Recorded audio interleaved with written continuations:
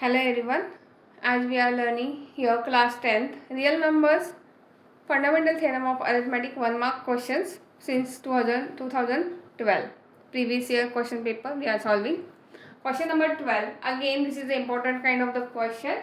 Why it is important? Because it is depend on the critical thinking. What is the critical thinking? You need to think a lot on the basics what you have learned from the NCERT and उसके आगे जाके आपको आपका खुद का सोचना है. That is called as a critical thinking.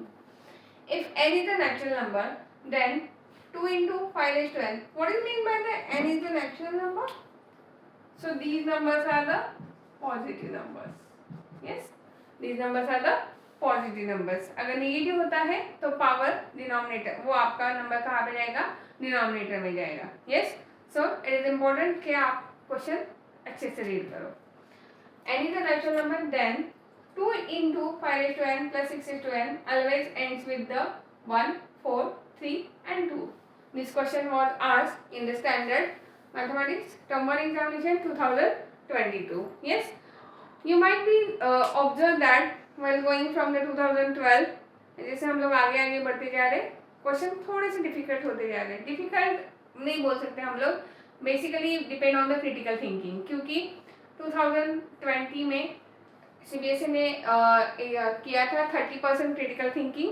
वो अभी बढ़ते बढ़ते इस साल जो पेपर आया था that was 50% of the critical thinking, और ये आगे बढ़ता जाएगा 60, 70 और so on. So let's have the solution. Let's take an example of the different powers of the 5 and n. यहाँ पे हमें 5 और n का 5 और 6 का रेज़ टू पावर n है, तो it can be the natural number. The natural number is what? 1, 2, 3, 4, 5, 6, so on. Yes, so let's start with the different powers of the 5 and the 6. So 5 raised to 1 is what? 5. 5 square is what? 25. 5 cube is what? 5 into 5 into 5, that is 125. Yes, correct. 5 raised to 4 is what? 625.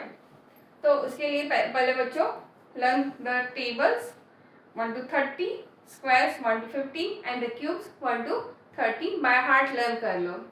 Similarly, this is the sign of the similarly. जैसे हम लोग that is लिखते हैं ना, वैसे ये similarly का sign होता है. ठीक है, तो 6 is to 1 is what? 6 को कोई भी नंबर का पावर का 1 पावर क्या होगा? हमेशा वही नंबर रहेगा.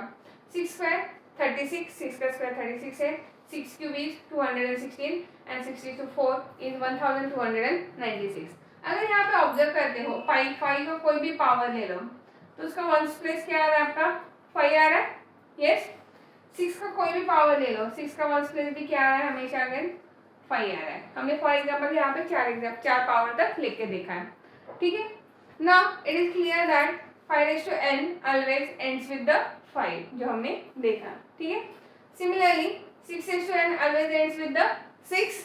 यस, तो अगर इसको हम लोग एड ऑन करेंगे that is and with the 5 and and with the 6, तो ये क्या होगा? उसका एडिशन क्या होगा? वंस प्लेस से आएगा हमेशा 11. ठीक है ना, 11 और end with the 1. We can say that end with the 1. So 5 raised to n plus 6 raised to n always ends with the 11 और we can say the ends with the 1. तो आगे हमें सिर्फ इतना ही पूछा गया है क्या 5 raised to 6 into 6 raised to n? नहीं, अगर इतना ही क्वेश्चन रहता था तो हमारा आंसर आता था 1. लेकिन आगे हमारा क्या है? Multiple bye 2. ये जो ब्रैकेट है, ब्रैकेट का जो भी आंसर आएगा इसको किससे मल्टीप्लाई करना है? 2 से मल्टीप्लाई करना है 5. यस, तो always ends with what? 2 into 11. यहाँ पे हमारा कुछ तो आंसर आएगा 11. सो 11 2 ज़ा 22. तो हमें यहाँ पे वंस प्लेस की वैल्यू चाहिए, तो that will be always ends with what? 2.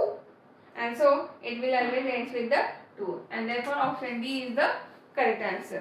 Got it everyone? So though it is a 1 mark question, इसको छोड़ना भी नहीं है कि मुझे क्वेश्चन ही समझ में नहीं आया. इसको अच्छे से रीड करो.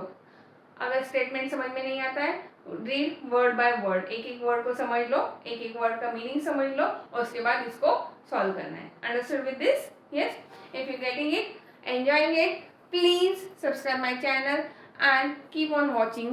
We are solving the whole 2012 to 2026 all the question papers of the mathematics. Thank you so much.